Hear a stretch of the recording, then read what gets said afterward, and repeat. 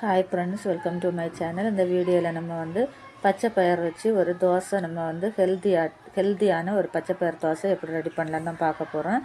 அதுக்காக நான் ஒரு கப்பு பச்சை பயிர் வந்து நைட்டே நான் ஊற வச்சு வச்சுருந்தேன். அதை நம்ம எடுத்து மிக்சியில் ஜாரில் போட்டுக்கலாம். அதுக்கப்புறமா 2 துண்டு இஞ்சி போட்டுக்கோங்க, ஒரு 6 அரி வெள்ளைப்பூடு எடுத்துக்கோங்க, ஒரு 3 பச்சை மிளகாய் எடுத்துக்கோங்க, கொஞ்சமாக கொத்தமல்லி எடுத்து அதை நம்ம போட்டு மிக்சியில் போட்டு நம்ம நல்லா அரைச்சி எடுத்துகிட்டு வந்துருக்கலாம்.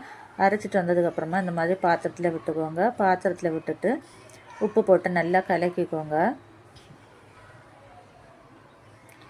இந்த சமயத்தில் நம்ம வந்து ஸ்டவ்வில் வந்து தோசைக்கல்லை எடுத்து வைக்கலாம். தோசைக்கல் சூடானதுக்கப்புறமா இந்த மாதிரி எண்ணெய் விட்டுக்கோங்க.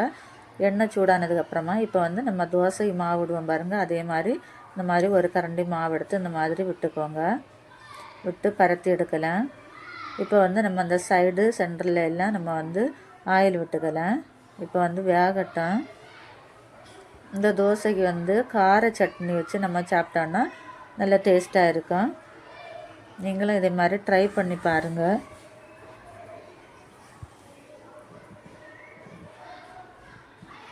இப்போ பாருங்கள், ஒரு பக்கம் வந்துச்சு, நம்ம மறைச்சி போட்டுக்கலாம்.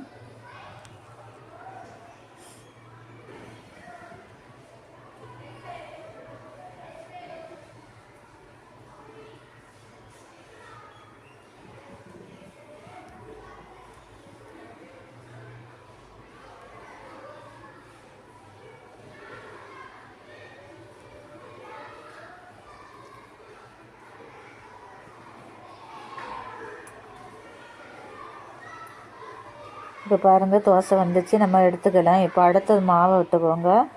எண்ணெய் விட்டுட்டு நம்ம அடுத்த மாவே நம்ம அதே மாதிரி விட்டுக்கலாம்.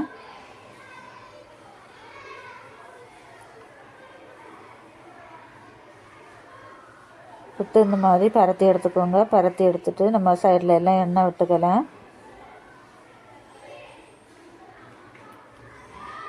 10 நிமிஷத்தில் நமக்கு இந்த தோசை வந்து நமக்கு ரெடி ஆயிரும். வேலையும் ரொம்ப ஈஸி தான். புளிக்க வைக்கணும் அந்த மாதிரி தேவை ஒன்றும் இல்லை. நம்ம உடனே அரைச்சி உடனே நம்ம இதை சுட்டு எடுத்துக்கலாம். பாருங்கள், சூப்பரான ஹெல்தி தோசை நமக்கு ரெடி ஆயிடுச்சு. இதுக்கு கார சட்னி வச்சு சாப்பிடுங்க. இந்த வீடியோ பிடிச்சா ஒரு லைக் பண்ணுங்கள், ஷேர் பண்ணுங்கள்.